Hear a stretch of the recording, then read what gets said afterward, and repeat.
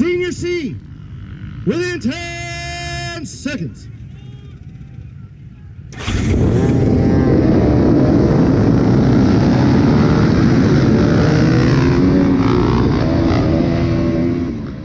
Hey there everyone, welcome back to the channel. Wheelman81 here, and this is NORCS Round 2 in Eddieville. And it was probably the dustiest race I've ever done in the 2 years that I've been racing. This was insanely dusty.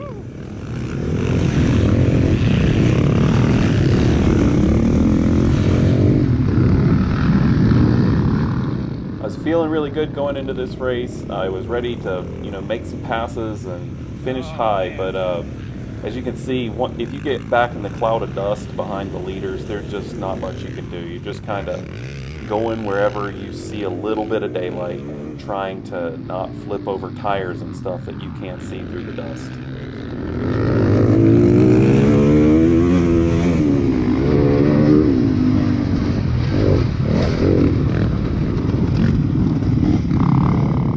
I was also pretty confident going into this race because I had just recently done Eddieville, I think the month before, and I was familiar with the track, and I thought maybe it'd give me a little bit of an advantage going into this race.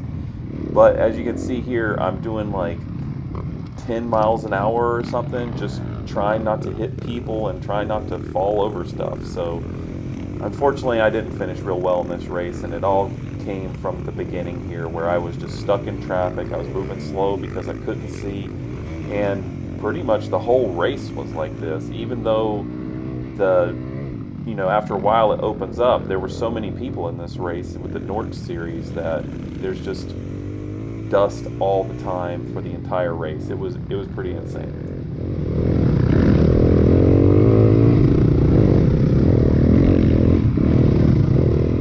So unfortunately, because we're moving so slow and there's not a lot of action because of the dust, it doesn't make for a very compelling video. I'll just get it out in front. I finished 33rd out of 38th, which is not that great, but NORCS C class is a better level of competition than NMA because NORCS has the D class. And so the riders in C class are a little more experienced, a little better. So I think finishing 33rd out of 38 isn't too bad. If you compare the times, I'd be about where I'm finishing in the C class and NMA. It seems to be pretty consistent.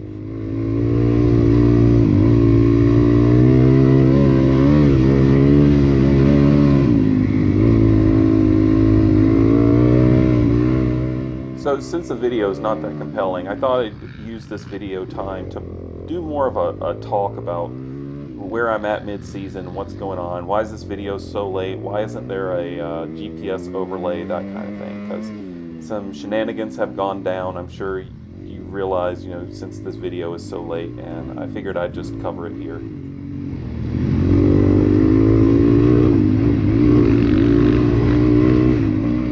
So if you watched my last video about the Challenger, you'll know that I had some pretty serious car issues.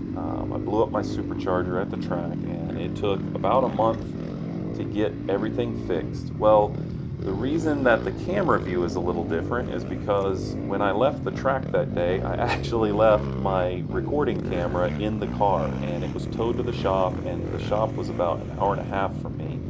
So I just let the camera be. It was in the car, it was fine, it was safe. But I didn't have my main camera to record this video, and I had to use a backup GoPro that a friend sent me. I can't stress how frustrating GoPros are for me. I don't understand how everyone uses these things. I can never get them to record when I hit the button. You have to use the app or that tiny touch screen to do any settings changes.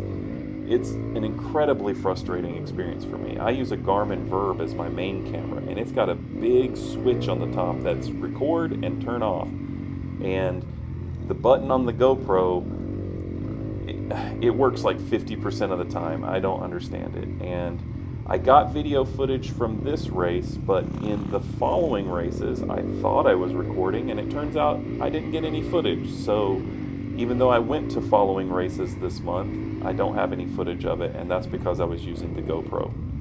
To add to that, the GoPro battery only lasts like 30 minutes or something. So I didn't even get, because we're moving slow, I didn't even get one full lap here. Anyhow, long story short, I do not like using GoPros. They are very frustrating for me. And so I didn't have them I had to use them for these races. I didn't have my main camera. And a small added thing, as you can tell from the video, it's not easy to do the GPS overlay with the GoPro. I mean, maybe that's just my inexperience with the software talking, but with the Garmin Verb, it just does it automatically. You tell it, yes, I want the GPS overlay, and you're done. Maybe there's a way to do it in the GoPro video editor, but I don't know. I'm just so frustrated with GoPros that I just didn't really want to deal with it anymore. And so I just got the video.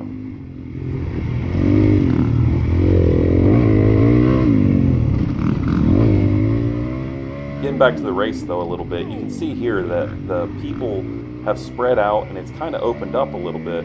But even though it's opened up and it looks pretty clear here, when you're in the race and the dust is on your goggles and stuff, you guys know, it looks clear here, but it's not. You're still squinting your eyes and trying to see ahead, and it's not easy to pass, and I don't know, we were moving slow the whole race.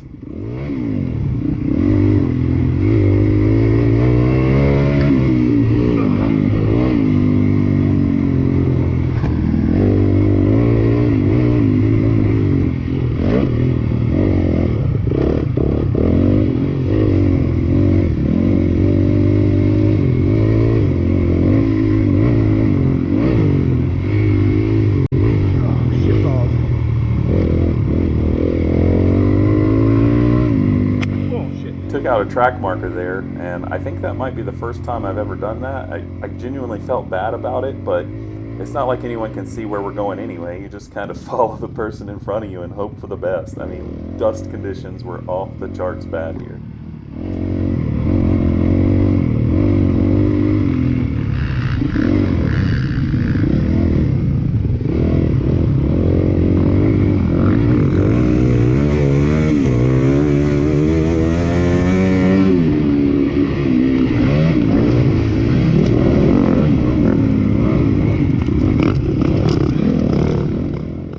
Pretty excited for it to get a little clear back there. You can hear me getting on the throttle, but we're back into the dust immediately. If the ground wasn't wet for some reason, like a spring or something, it was going to be ultra dusty the entire time.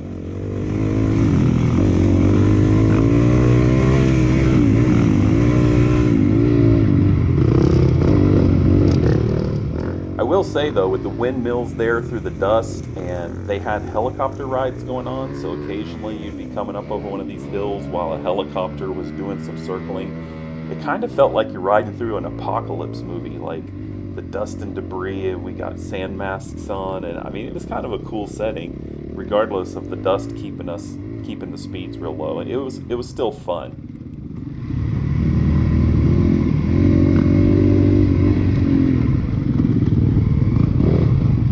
One thing I will say about NORCS is I love the sticker thing. I can see the silver dot on his helmet here.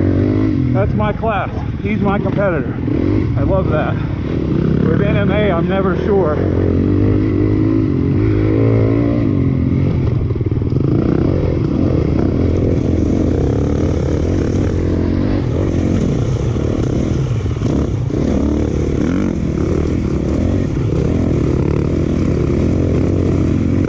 Left up here.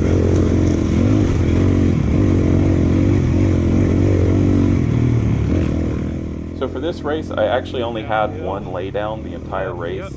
It was on the last lap and probably 500 yards from the finish, and I was kind of pushing hard, thinking I was going to pass someone and pick up a position right before the end of the race. And I went into this tight corner, the dust and loose, that powder stuff.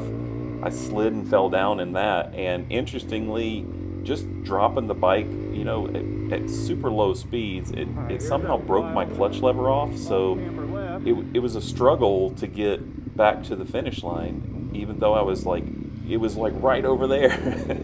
But because it was so close, and I just kind of bump started it and ran across the finish line in neutral, basically. No one passed me because of it. I didn't catch the guy I was trying to pass on the last lap. And since then, I've replaced the clutch lever. It was no big deal. You guys know it's like 2 bolts. It's super simple. It took me like an afternoon. It was really easy. So the bike's ready to go for the next race, whenever that is.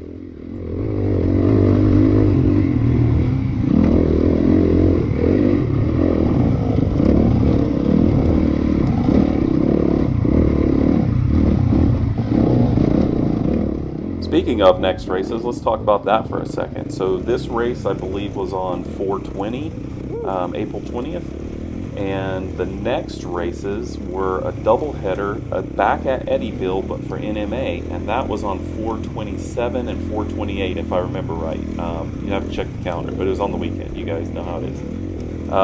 I came back out on 4/27 for the NMA race. Again, I was super excited because, geez, I've ran this track like 3 times already this season. And the following day race was at Centerville, and I was pretty excited about that because I'd never ran Centerville before. So I came out, I did the race on Saturday, had all my camping gear, I was ready to do the next race, but in that Saturday race, I crashed pretty hard. If you guys know Eddieville, they have a circle, an oval track portion. And I was on lap 2. I wish I had video of this, guys. I mean, it was a pretty crazy crash. I was on lap 2, and there was a guy right in front of me. I was running the fastest race I've ever ran. Man, I was feeling great, and it wasn't dusty like this, and I know the track, and oh man, I was moving fast. So I hit that oval track. I'm behind the guy that just passed me, and I thought, I'm getting him back. So I ripped it. I was up in like 5th gear. I don't know that I've ever been on the oval track in 5th gear, and I was at the top of the gear. The bike was on the rev limiter, and it was just wah, wah, wah, wah, wah, wah. Well, I really underestimated or overestimated how much track I had to make the pass. So we were finishing up the oval track section. I was about to shoot past him on the left, and through the little bit of dust that was there, I saw these railroad tie looking things that show us where to go off of the oval track. I hit the brakes. I think maybe either my front tire grabbed the sand or maybe I reactively grabbed the front brake, but in any event, my watch says I was doing about 60 miles an hour, and I pancaked into the dirt hard, and I had bruises from basically my right armpit all the way down to my knee, like super deep bruising, deep purple. It was a struggle to walk. I'm still kind of struggling right now. I think maybe I bruised the bone. I don't know, man. It really hurts. So I didn't make it to Centerville. Oh, well, I drove home. I didn't make it to Centerville the next day, and I think I also sprained my neck. Man, I was hurting. Lots of Advil, lots of icy hot patches. And I'm probably not going to make it to the next NMA race that is in May. I think it's like May 18th or something like that. I'm not even sure I'll make it to the next race in June. My next race might be the ones, what are they, in July or something, the NMA races. It's going to be a while before I'm back on the dirt bike. This leg damage, whatever happened, it's sore, and if I do something just the wrong way, like I was mowing the yard the other day, and I thought I was feeling good, and then you tweak it, and all of a sudden you're back to being hurt. So I don't want to get on the dirt bike and risk tweaking it until it's fully healed. So it's going to be a minute before I'm back on the dirt bike. So that's just how it is. That's the risks to this sport, and I'm not scared away or anything. It's just,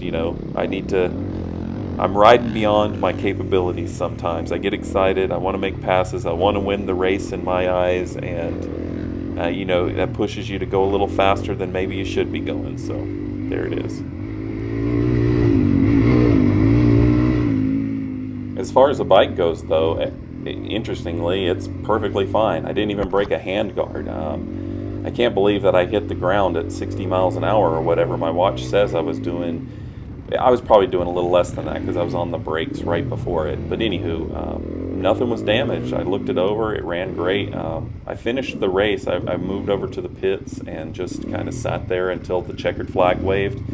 And I ended up getting 16 points for the series in that race. So even though I crashed and didn't finish Centerville, I'm currently 5th in points for NMA. Because of the neck spring, though, or whatever, I mean, that was a little bit scary. I'll be honest about that.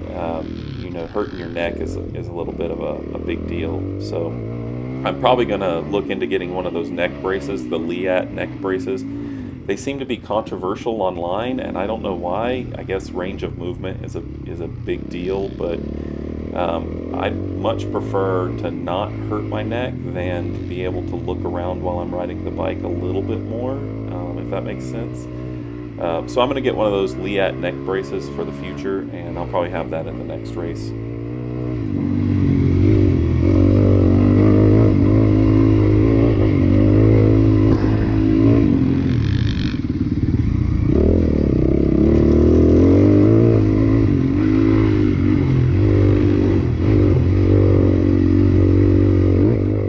But overall, guys, you know, the bike's running great, the car's running great now.